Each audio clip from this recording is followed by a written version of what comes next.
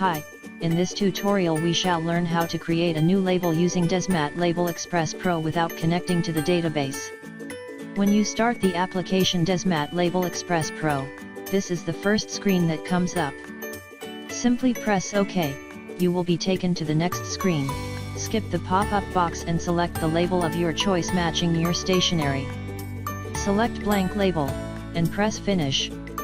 You now have a blank label on your screen. Select Text tool on the left and drop it on your label. Using any of the marquee, resize the text box to your desired size.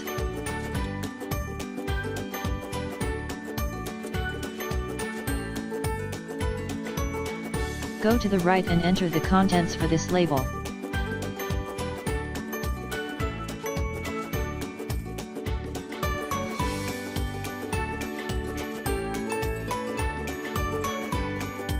If you wish to change the font, select the drop-down and choose the font of your choice, and the respective size you desire. If you wish to add a picture, select the picture tool from the left and select the picture from your local computer.